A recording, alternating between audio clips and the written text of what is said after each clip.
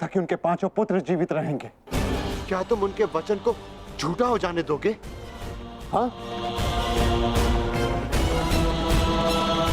उत्तर दो भीम, कैसे परास्त करोगे दुर्योधन को? जोड़ पर से प्रत्येक वस्तु दुर्बल होती है धर्मराज। दुर्योधन की जंघा और उसकी कमर का जोड़ अभी भी मानविक है।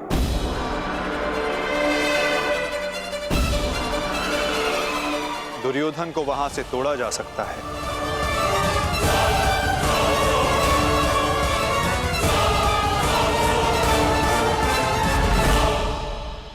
परंतु यह अधर्म होगा माधव।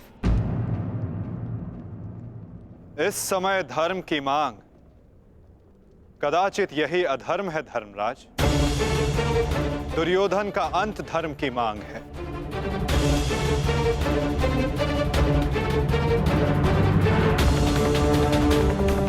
परंतु माधव, युद्ध के लिए दुर्योधन का प्रस्तुत होना भी आवश्यक है। यदि दुर्योधन हम सबके समक्ष प्रस्तुत नहीं होते तो हमें दुर्योधन के समक्ष प्रस्तुत हो जाना चाहिए।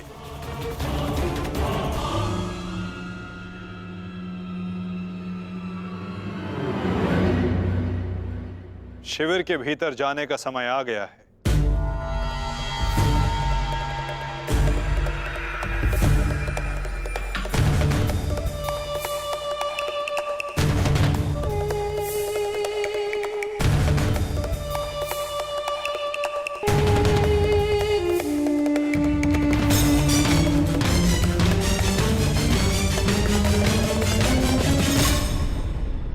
याद तो कोई भी नहीं है। मैं भी दूसरे कक्ष में जाकर देखता हूँ। मैं भी तुम्हारे साथ चलता हूँ नकुल। मैं उस ओर देखता हूँ।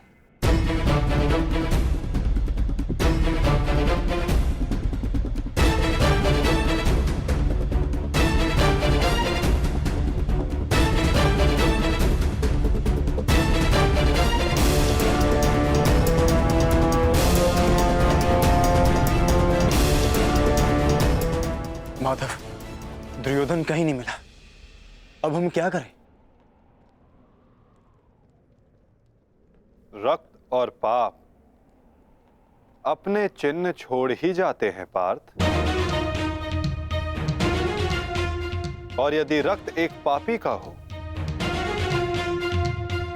तो वो कभी नहीं छिपते।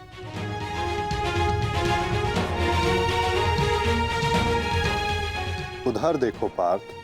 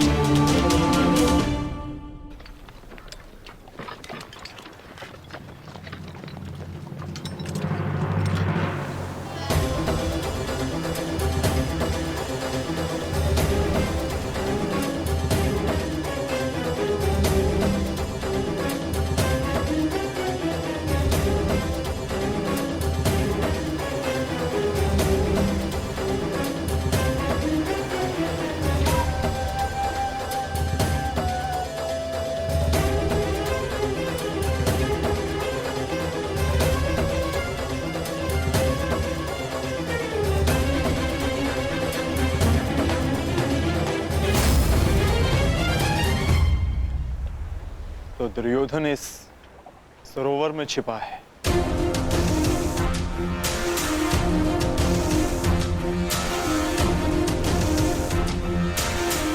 आवाहन दो विकोदर।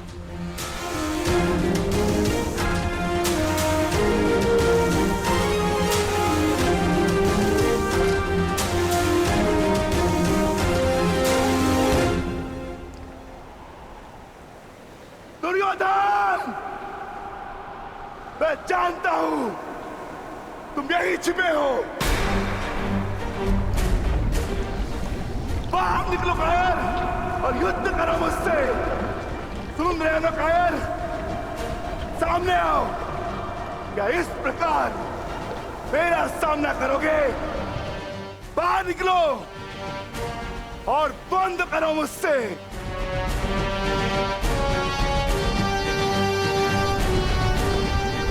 आज तुम्हारे मामा श्री तुम्हारा साथ छोड़कर चले गए और शीघ्र ही मैं तुम्हें उनके पास भेज दूंगा।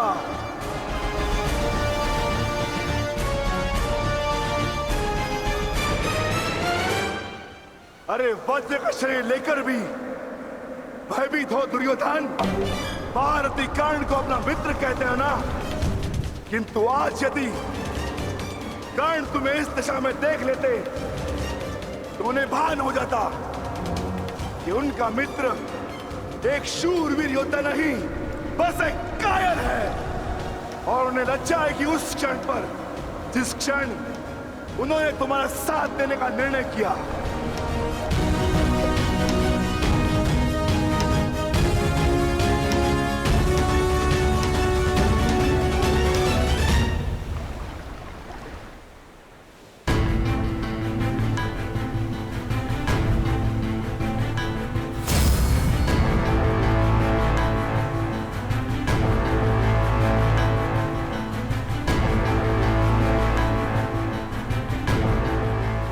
विकोदर,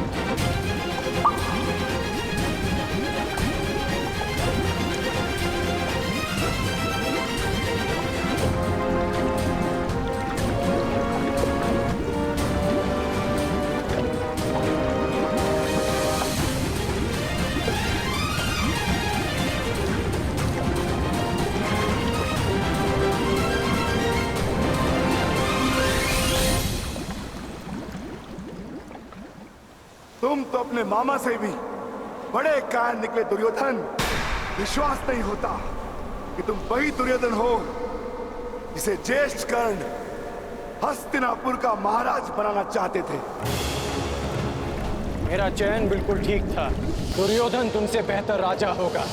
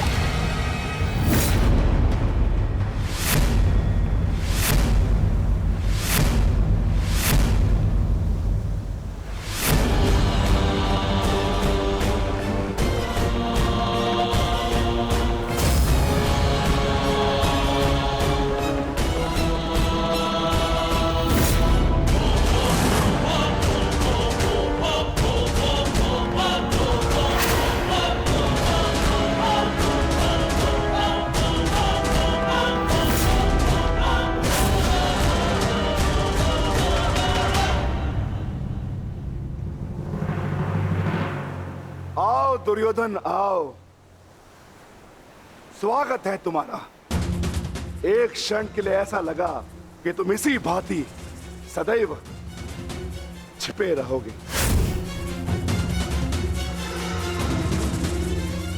मुझे तुमसे छिपने की आवश्यकता नहीं है भीम, क्योंकि मेरा शरीर वज्र का है। स्मरण है ना, कुछ समय पूर्व क्या दुर्दशा की थी मैंने तुम्हारी? स्मरण है?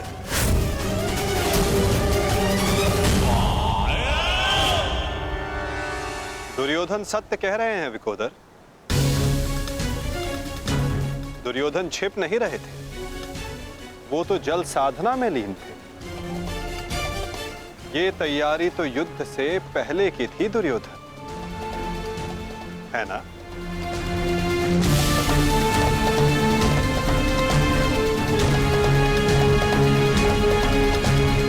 अद्भुत।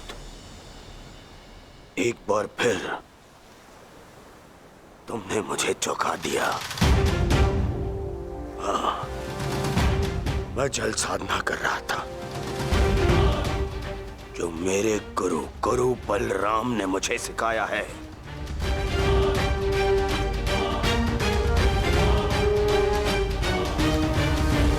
आशा करता हूं कि मुझे विलंब ना हुआ हो। जो चाहे साधना कर लो दुर्योधन, परंतु आज तुम्हें मुझसे कोई नहीं बचा सकता। बड़े निश्चित हो मेरी मृत्यु को लेकर।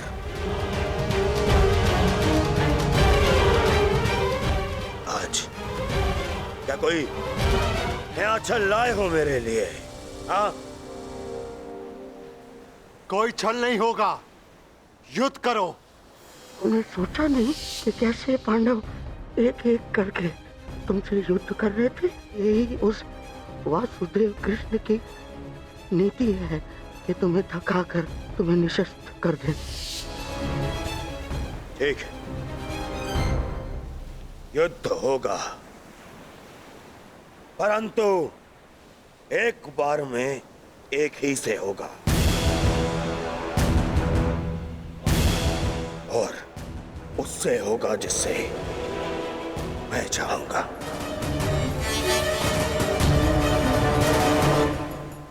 स्वीकार है।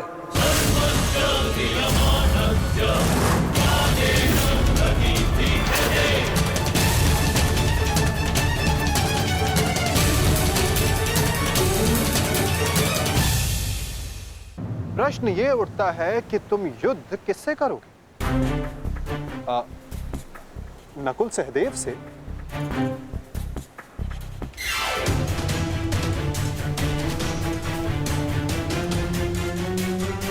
हाँ, उचित है। नकुल तुमसे दुर्बल है, तो उसको परास्त करना तुम्हारे लिए सरल होगा।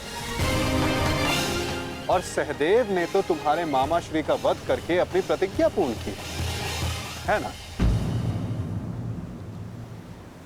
किंतु ये चुनाव करने से पूर्व एक बात सदा स्मरण रखना दुर्योधन, कि नकुल सहदेव का एक प्रहार तुम्हारे 100 प्रहारों से अधिक स्मरणीय होगा, और नकुल सहदेव को तुमसे कहीं अधिक सम्मान मिलेगा।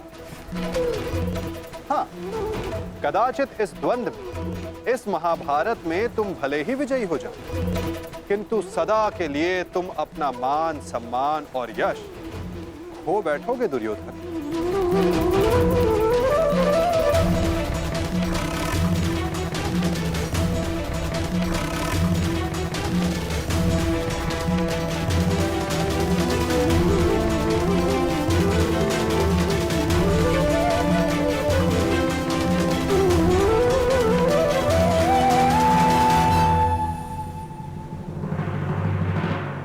या तुम अर्जुन का चुनाव करोगे,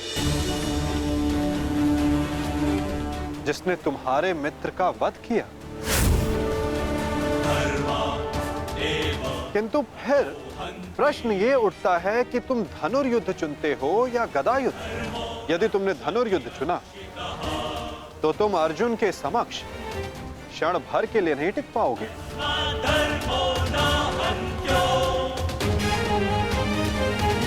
और यदि तुमने गदा युद्ध चुना तो समस्त संसार तुम्हें इस अन्यायपूर्ण चुनाव के लिए सदा धिक्कारता रहेगा।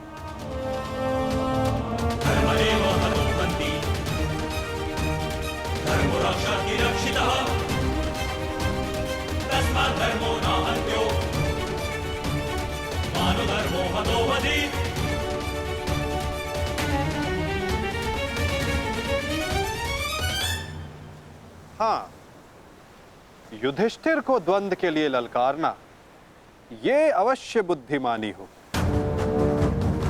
क्योंकि यदि राजा को मारोगे तो सेना तो स्वयं परास्त हो जाएगी। किंतु ये बात स्मरण रखना दुर्योधन, यदि तुमने ऐसा किया तो समस्त संसार तुम्हें उस कायर की भांति स्मरण करेगा जिसने स्वयं से निर्बल को परास्त करने का विकल्प चुना।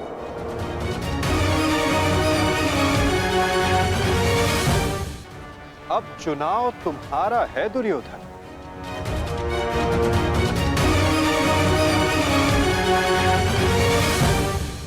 नहीं चलिए,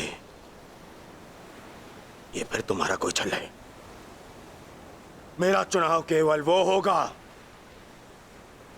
जिसकी मृत्यु मेरे 99 भाइयों के लिए श्रद्धांजलि होगी। परिणाम चाहे जो भी हो, दुर्योधन केवल एक महान योद्धा के रूप में जाना और पहचाना जाएगा।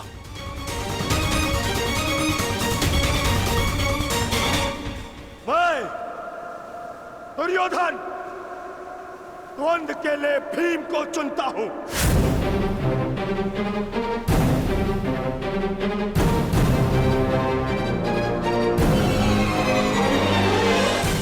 और इसे मारने के पश्चात मैं एक एक करके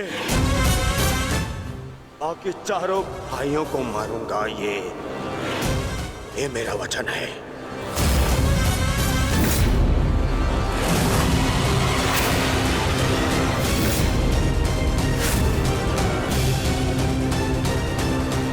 तो प्रतीक्षा किस बात की है दुर्योधन?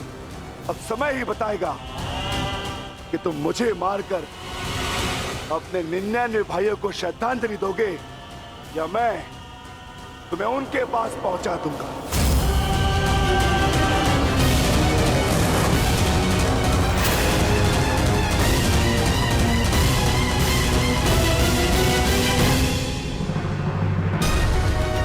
हर हर महादेव।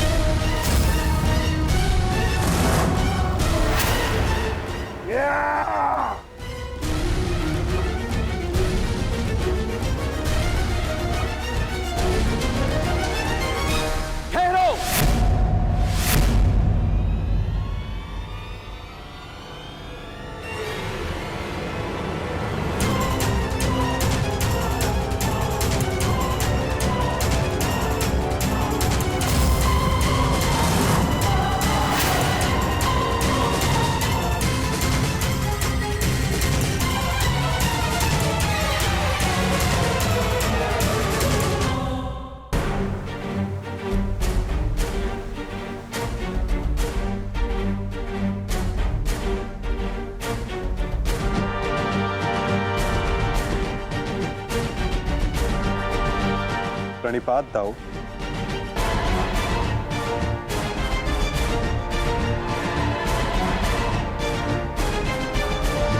प्रणिपात गुरुदेव।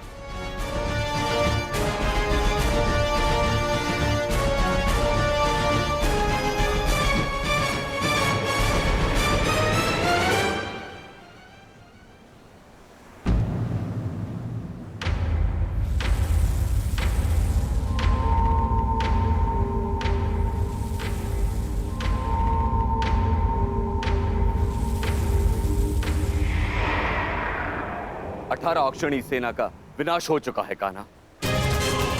आर्यव्रत के सभी महारथी काल के गाल में समा चुके हैं। अब और कितनी आहुति दी जाएगी इस युद्ध में कान्हा? उत्तर दो। बंद करो ये विनाश, बंद करो ये महाभारत अब।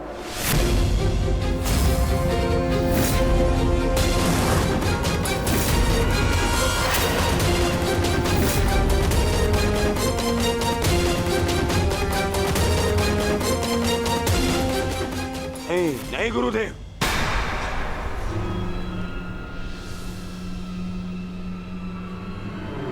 मैं इतना कुछ खो चुका हूं कि अब जब तक मेरा प्रतिशोध पूर्ण ना हो जाए ये युद्ध समाप्त नहीं हो सकता। और ना ही मैं अपनी प्रतिज्ञा पूर्ण होने से पूर्व इस युद्ध को समाप्त होने दूंगा।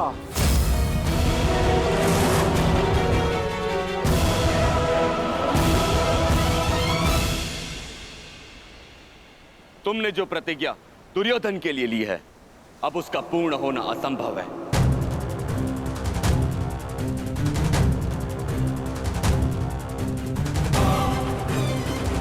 क्योंकि गदा युद्ध में कमर से नीचे प्रहार करना नियम के विरुद्ध है। और तुमने प्रतिज्ञा ली है दुर्योधन की जंगा तोड़ने की।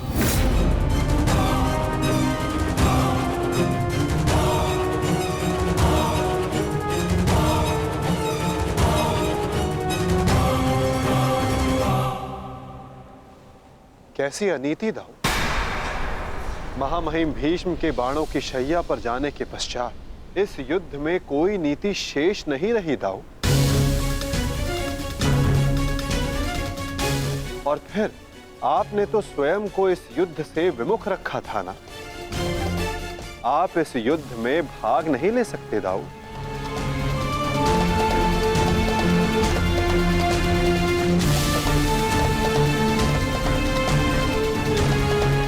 ये युद्ध धर्म स्थापना के लिए है दाऊ। मैं यही तो देखने आया हूं कान्हा कि इस धर्म स्थापना की युद्ध में कोई अधर्म ना हो।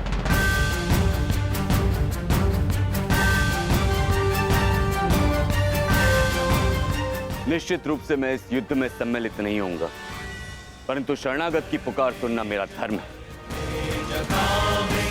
मैं नहीं चाहता कि कल को संसार ये कहे कि यदुवंश के कान्हा के होते हुए अधर्म हुआ।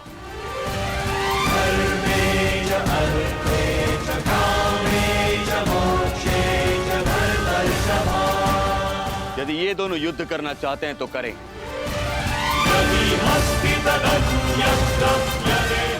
इस युद्ध का निर्णायक मैं बनूंगा।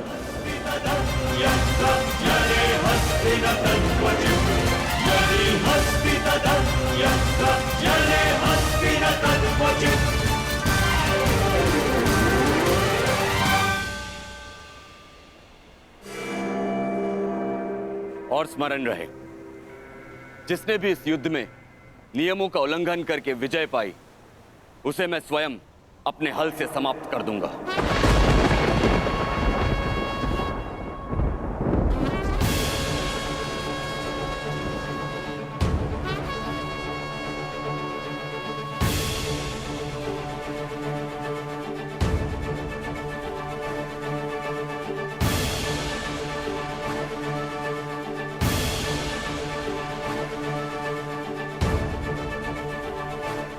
नियम वही होंगे जो गदा युद्ध में लागू होते हैं।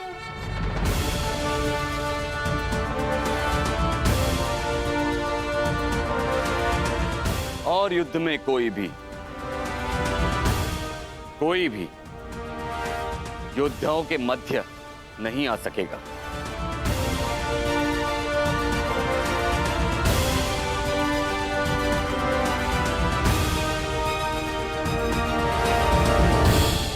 इस द्वंद्व का विजेता इस युद्ध का विजेता माना जाएगा।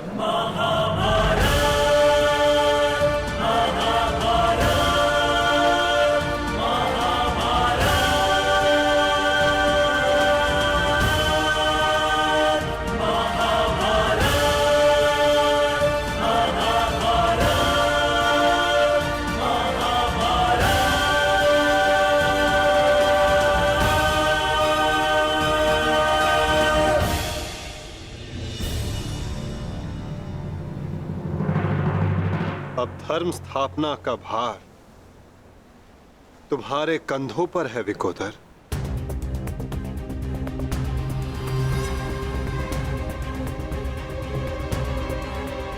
यदि मेरे कंधों पर कोई भार है तो केवल मेरी प्रतिज्ञा का, जिसे मैं अवश्य पूर्ण करूंगा।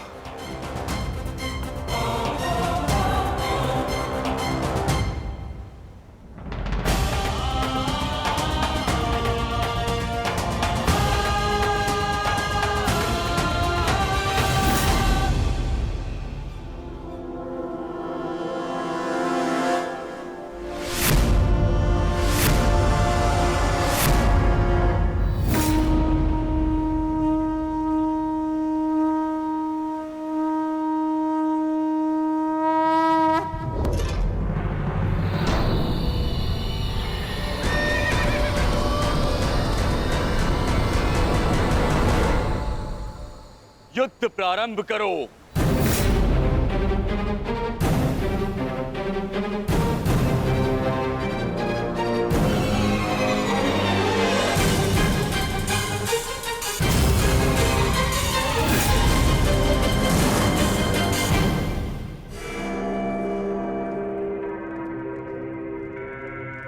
अब विजय और पराजय इस द्वंद्व पर निर्भर करेगी महाराज।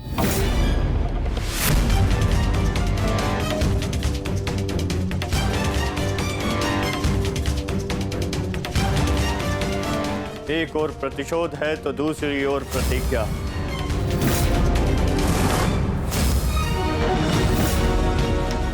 गुरुकुल के दो सर्वश्रेष्ठ गदाधारी आज एक दूसरे के विरुद्ध खड़े हैं महाराज, और महाबली बलराम निर्णायक है महाराज।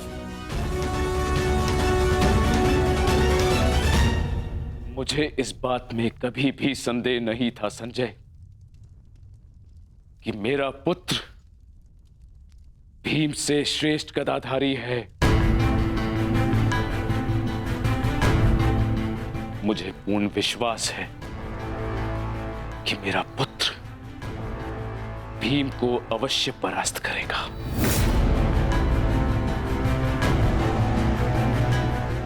परंतु मुझे चिंता थी तो केवल वासुदेव की, कि कहीं वो किसी प्रकार का छल ना करे। परंतु अब गांधारी के वरदान फलस्वरूप न भीम दुर्योधन का कुछ बिगाड़ पाएगा, और हलधर बलराम के मध्य में उपस्थित होने के कारण वासुदेव भी हमारे पुत्र के साथ कोई छल नहीं कर पाएंगे। हस्तिनापुर में उत्सव की तैयारी करो। मेरा पुत्र इस संसार का सबसे बड़ा युद्ध जीत कर आने वाला है।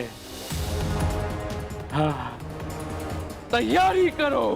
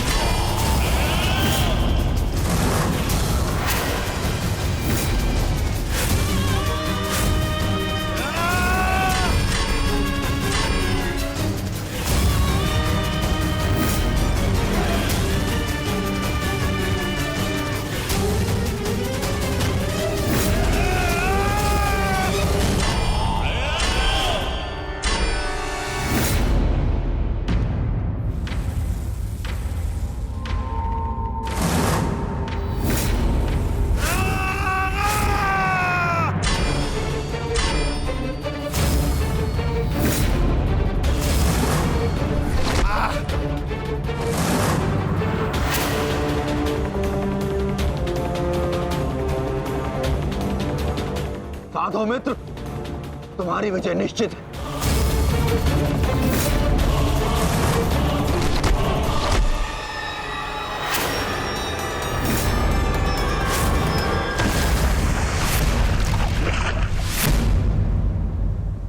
माधव, यदि ऐसा ही चलता रहा तो भीम दुर्योधन के आगे अधिक समय तक टिक नहीं पाएगा।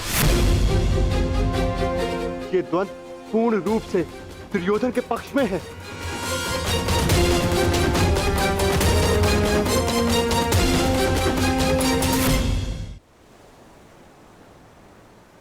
धर्म स्थापना का मार्ग सरल कहां होता है धर्मराज? उसमें अनेकों कांटे होते हैं, अनेकों ठोकरें होती हैं, अनेकों आघात होते हैं। महाबली बलराम अब इस युद्ध के निर्णायक हैं। युद्ध का परिणाम इस द्वंद्व पर निर्भर है।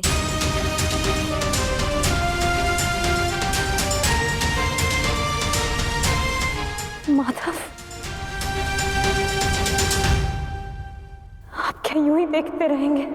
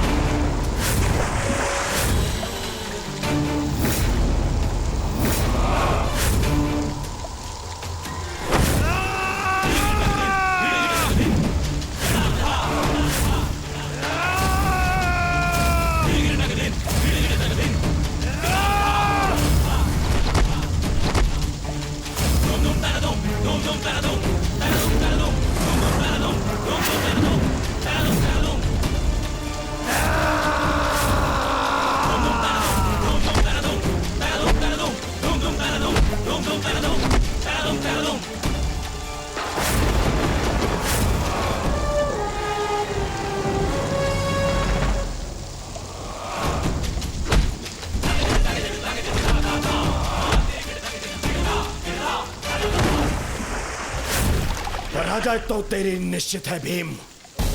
फिर क्यों पराजय के साथ साथ मृत्यु का भी आह्वान कर रहा है? टेक दे, मेरे समक्ष अपने घुटने टेक दे, अन्यथा आज तेरा जीवन मृत्यु के समक्ष घुटने टेक देगा। जब मेरे ज्येष्ठ कर्ण ने मरते समय अपना धर्म नहीं छोड़ा तो उनका यह अनुज कैसे छोड़ सकता है? अब यह युद्ध हम में से किसी एक के मृत्यु के पश्चात ही समाप्त होगा। नहीं, वो तेरा ज्येष्ठ नहीं था, कोई संबंध नहीं था तुम्हारे साथ में उसका, क्योंकि कोई अनुज अपने ज्येष्ठ की इस तरह मृत्यु नहीं करता, वो भी छल से। वो केवल मेरा था, मेरा मित्र था वो। तुम्हारा उसके साथ में कोई संबंध नहीं था कोई संबंध।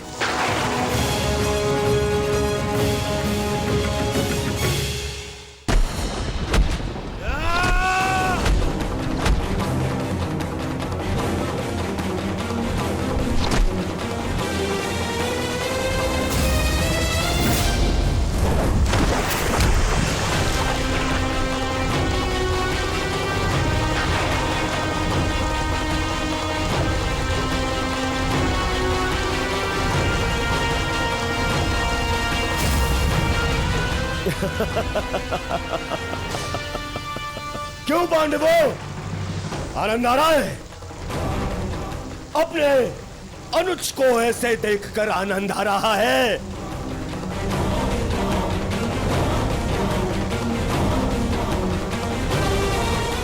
इसी के सहारे इस युद्ध में विजय प्राप्त करने का स्वप्न देखा था ना तुम लोगों ने?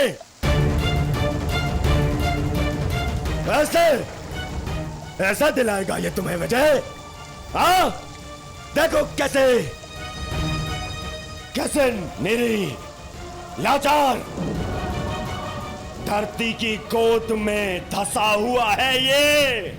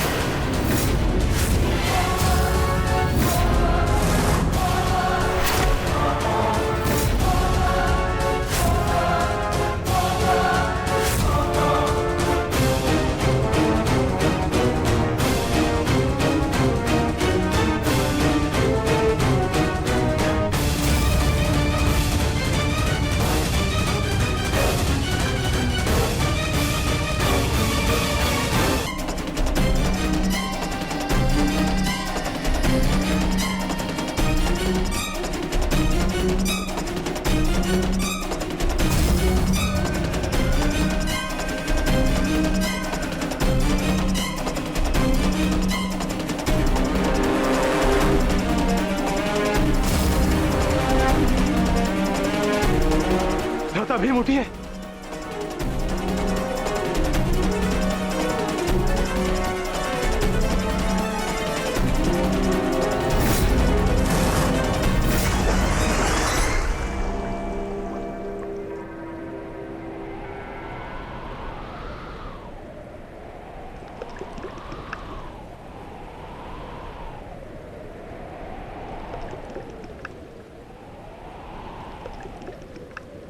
उठिए भ्राता भीम, उठिए भ्राता भीम, उठिए भ्राता भीम।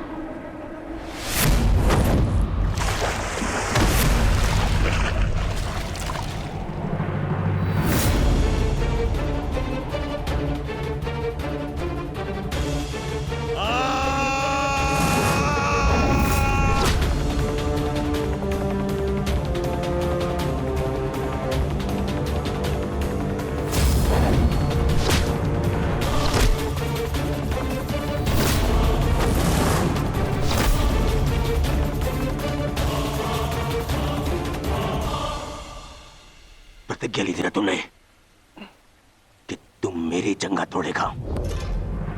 आज मैं प्रतिज्ञा लेता हूं, तुझे मारने के पश्चात, उन पांडवों का वध करने के पश्चात, उस 5 पतियों वाली पांचाली का पूरे कुरुसभा के बीच फिर से वस्त्रहरण करूंगा और अपनी इसी जंगा पर बिठाऊंगा।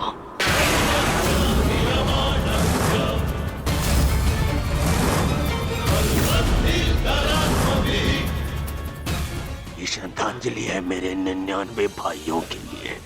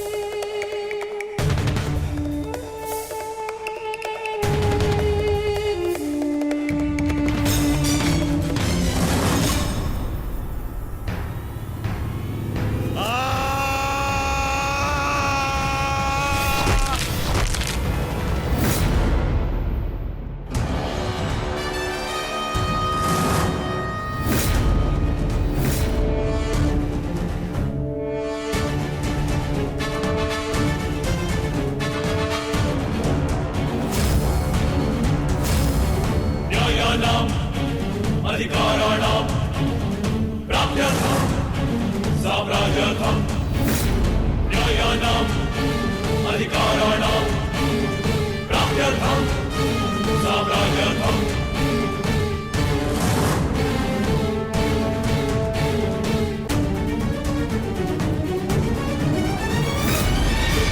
न्यायस्य अन्याये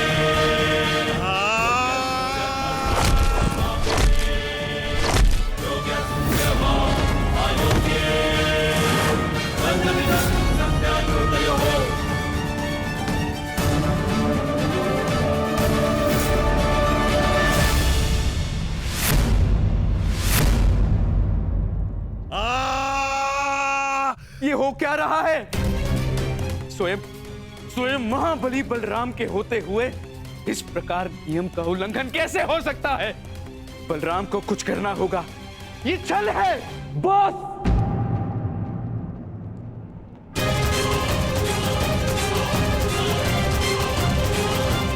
नियम भंग हुआ है।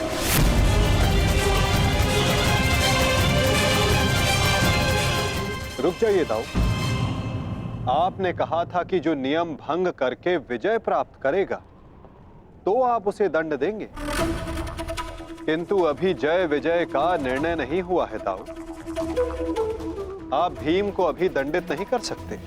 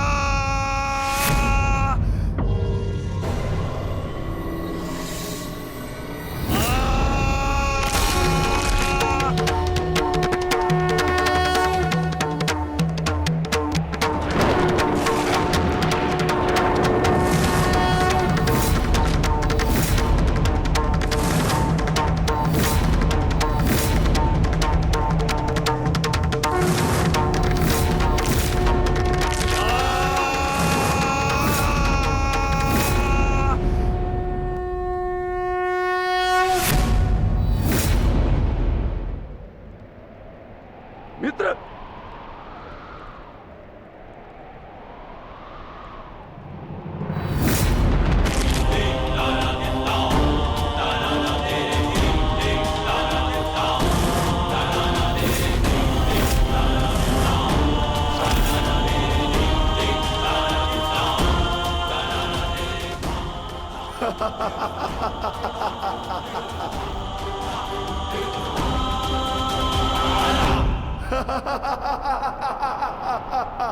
अंत हो गया, अधर्म का अंत हो गया।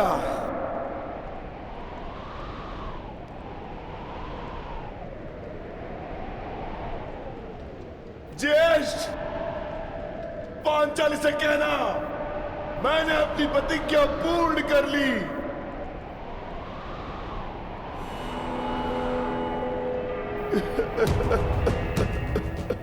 मैंने अपनी प्रतिज्ञा पूर्ण कर ली, पूर्ण कर ली, पूर्ण कर ली।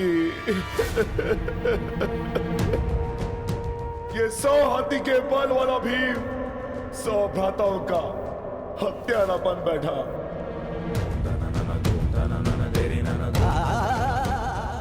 आज ये देवपुत्र अपने भ्राताओं का रक्त पीने वाला राक्षस बन बैठा।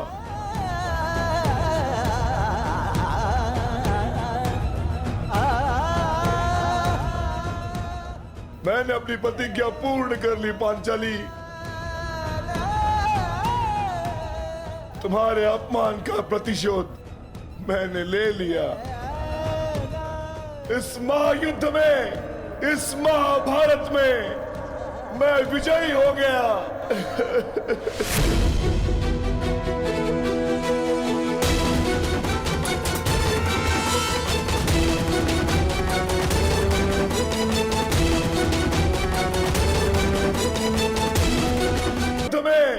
इस महाभारत में मैं विजयी हो गया। परंतु आज स्वयं को हार गया ये वृकोदर भीम। हार गया ये वृकोदर भीम।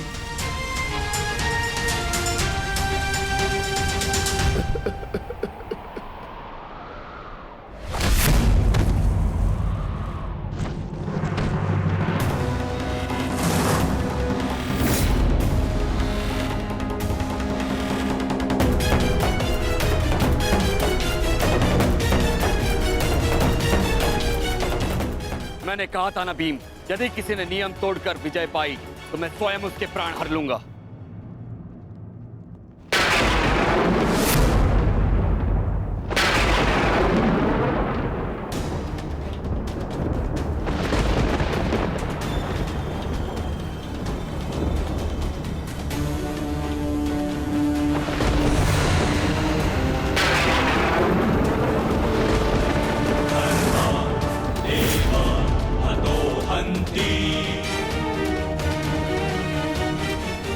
तुमने दुर्योधन की जंगा पर प्रहार करके द्वंद का नियम तोड़ा है भीम।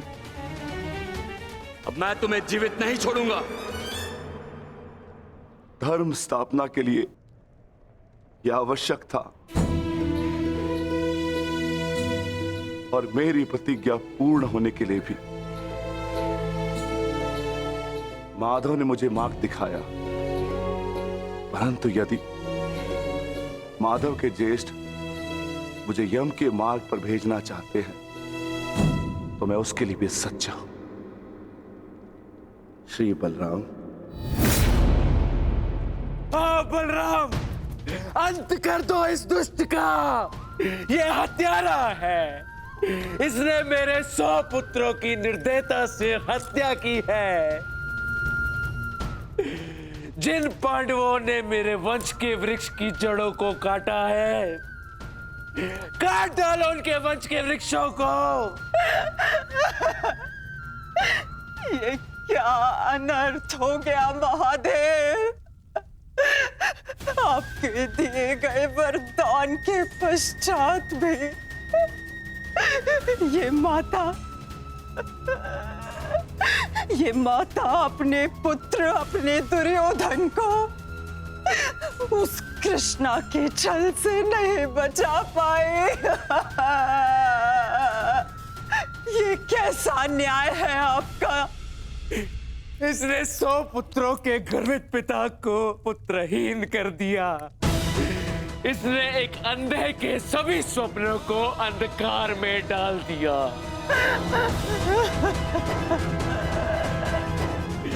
अंत कर दो इसका। मार डालो इसको अंदर। यदि मुझे कोई तर्पण करने वाला जीवित नहीं तो इनका तर्पण करने वाला भी शेष नहीं होना चाहिए।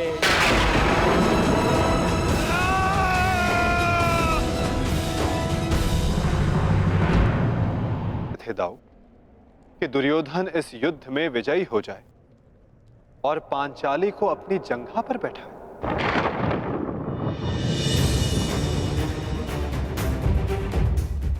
क्या ये नियम होता? क्या ये धर्म होता दाऊ?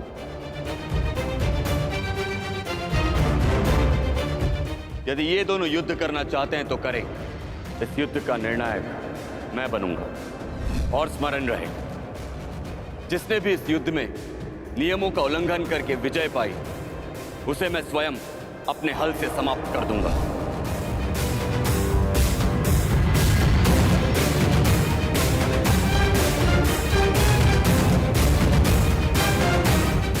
जो हुआ था वही नियति थी और वही धर्म के हित में की गई नीति दाऊ। और यदि फिर भी आपको ऐसा लगता है कि इस द्वंद्व में आपके समक्ष अधर्म हुआ है, तो उस सारे अधर्म की जड़ मैं हूं दाऊ।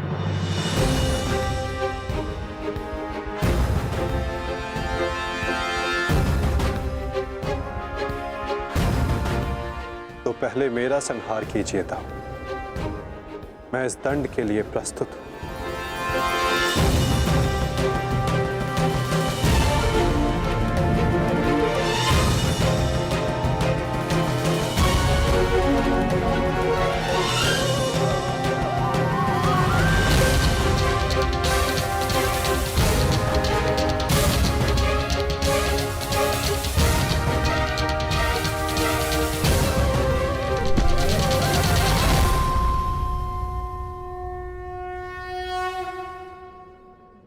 तुमने मुझे निरुत्तर कर दिया कान्हा।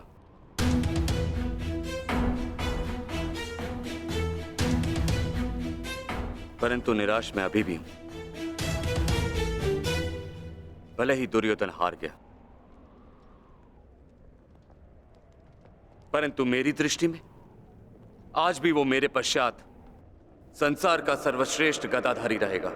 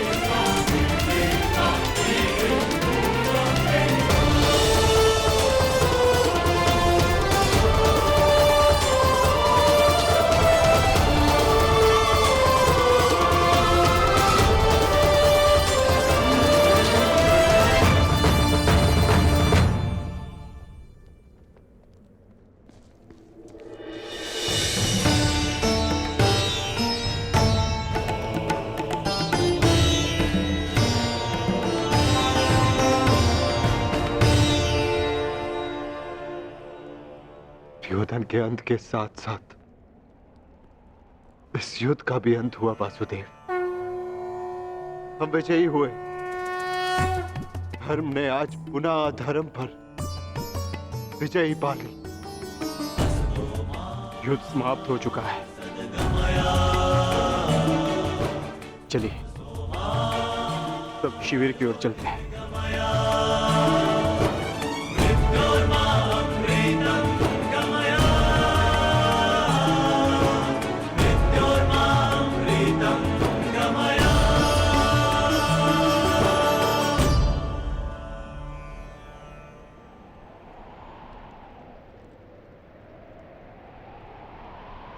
युद्ध अभी शेष है धर्मराज।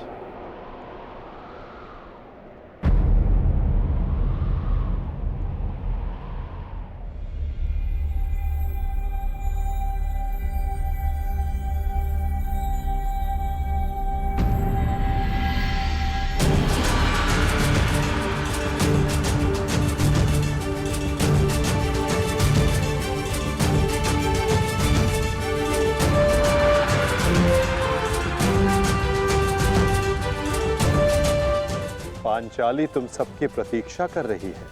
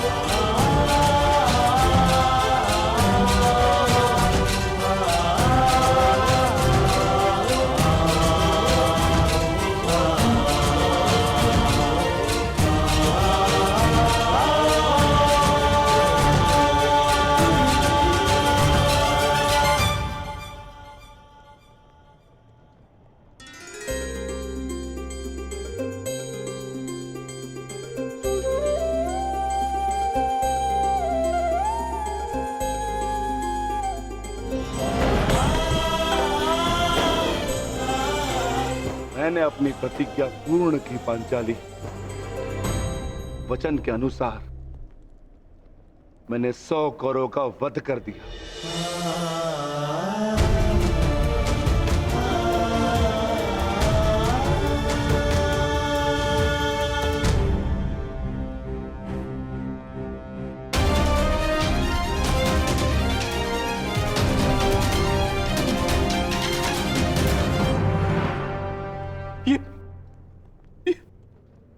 ये क्या हो गया मित्र? कृतवर्मा, देखो देखो मेरे मित्र की क्या दशा कर दी उन्होंने। ये सब उस वासुदेव का किया है। यादव हूं, परंतु गर्व है कि कौरवों के लिए लड़ा। और आज वासुदेव ने छल से दुर्योधन की, जैसे छल से अंगराज कर्ण का वध करवाया वासुदेव ने। और आज मित्र उठो मित्र, हमें युद्ध जीतना है मित्र, हमें युद्ध जीतना, हमें पिताश्री और मित्र कर्ण की मृत्यु का प्रतिशोध लेना है मित्र। उठ जाओ मित्र, उठ जाओ मित्र, तुम मुझे छोड़ के नहीं जा सकते मित्र। उठो मित्र, मित्र उठो, उठो।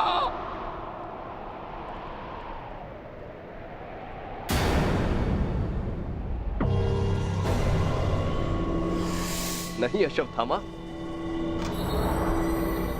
हम ये युद्ध हारे नहीं हैं अभी।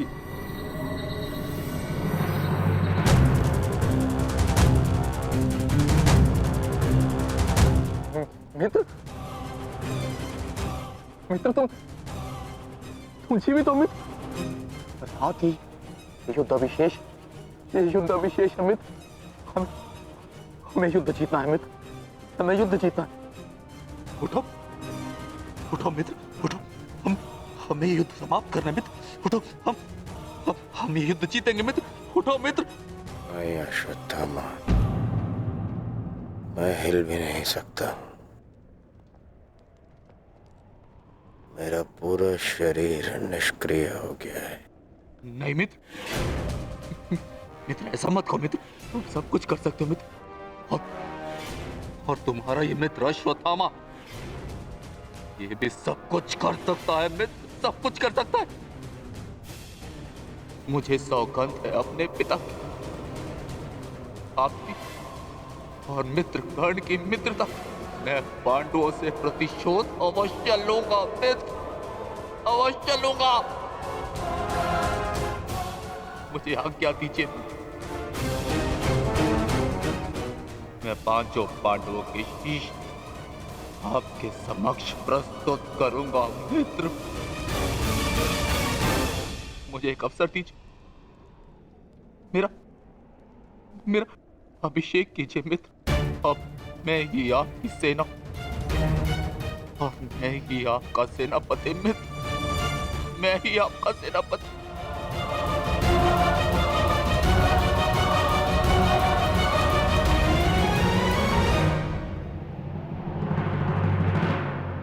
जाओ अश्वत्थामा,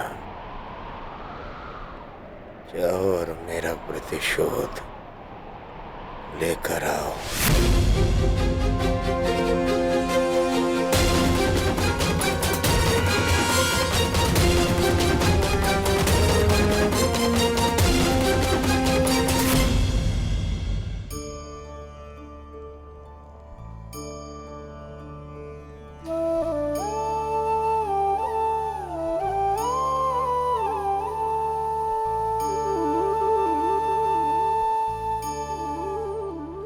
अब समय आ गया है सखी, तुम्हारे पतियों ने अपनी प्रतिज्ञाएं पूर्ण की।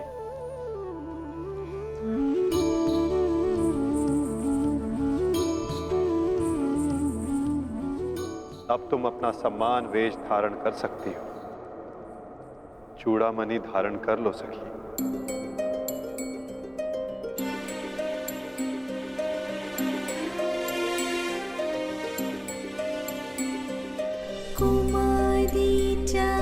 पांचाली वेदी मध्यात् समुत्थिता सुभागा दर्शनीयाङ्गी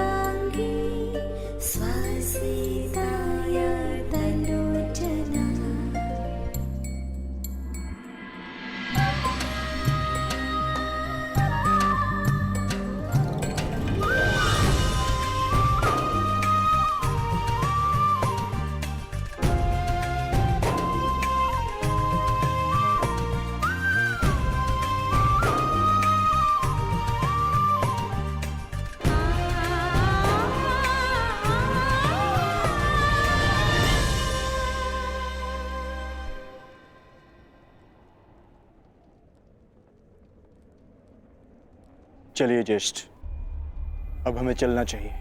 नहीं अर्जुन, ये राहु काल का समय है। कल प्रातः काल में प्रस्थान करेंगे। कृतवर्मा, हमें इसे संभव बनाना होगा। हमें ये युद्ध जीतना ही होगा।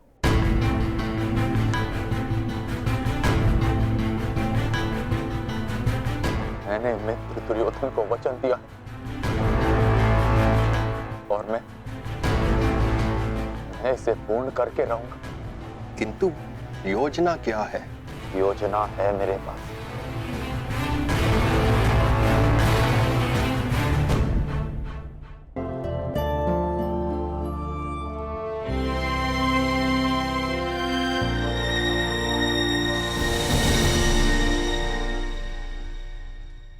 अंततः 18 दिन के पश्चात ये महासंहार समाप्त हुआ।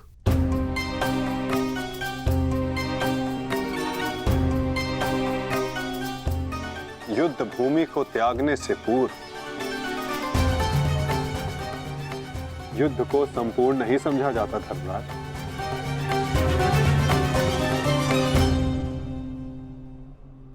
कल प्रातः काल तक प्रतीक्षा करो।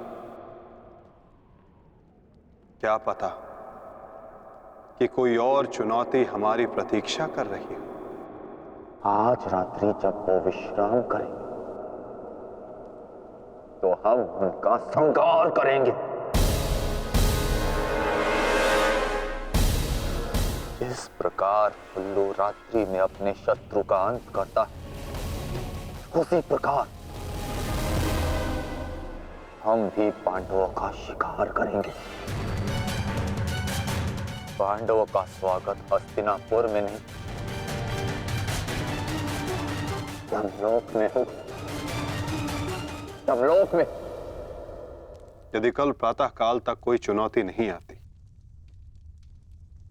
तो ही इस युद्ध को समाप्त समझना धर्मराज। किंतु माधव, अब हमें चुनौती देने के लिए शेष बचा ही कौन है? अश्वत्थामा। क्या हम अनीति पूर्वक पांडवों का वध करेंगे? इस महाभारत में नीति अब शेष ही कहां है? क्या मेरे पिता का वध नीति से हुआ? क्या महामहिम भीष्म का संहार नीति पूर्वक था? क्या कर्ण का वध नीति का था? यहां तक कि मित्र दुर्योधन को भी अनीति से परास्त किया गया। तो तुम किस नीति की आशा लगाए बैठे हो कृतवर्मा? इस युद्ध में नीति और अनीति का कोई महत्व नहीं।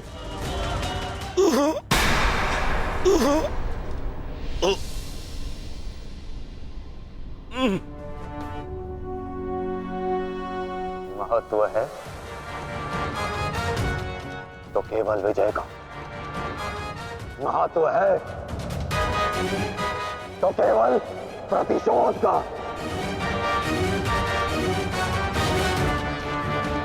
विजय पाने का केवल एक ही मार्ग है, आक्रमण। और वो भी तब जब शत्रु निद्रा में लीन हो। अपने शस्त्र के साथ सज्ज रहो कृतवर्मा और रात्रि की प्रतीक्षा करो।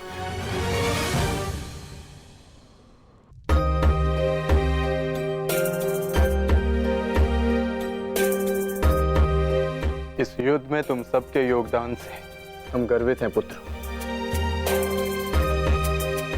इस युद्ध में तुम सबका प्रदर्शन प्रशंसनीय था। युद्ध अब समाप्त हो चुका है और भोजन के पश्चात तुम सबको विश्राम करना चाहिए। पुत्र ही क्यों, उनके पिता भी निश्चित होकर विश्राम करेंगे।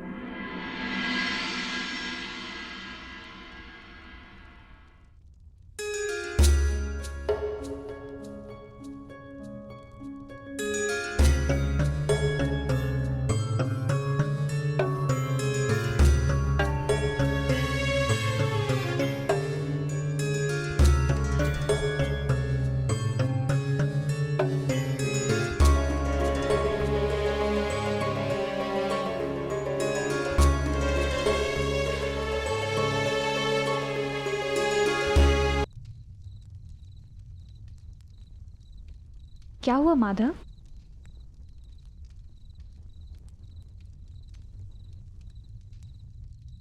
एक अग्नि की चिंगारी बुझते बुझते भी कुछ ना कुछ भस्म करने का सामर्थ्य रखती है सखी।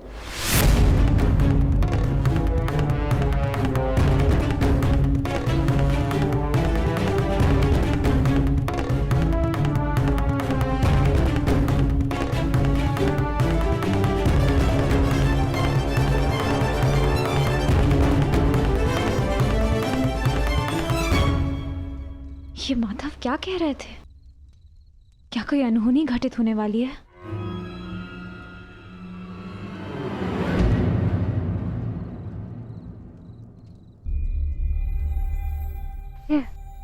क्या हुआ पांचाली? इतनी विचलित क्यों हो? आर्य, माधव की बातों से ऐसा प्रतीत हो रहा था जैसे ये युद्ध अभी समाप्त नहीं हुआ है। कुछ शेष है जो हमें हानि पहुंचाने के लिए सज्ज है।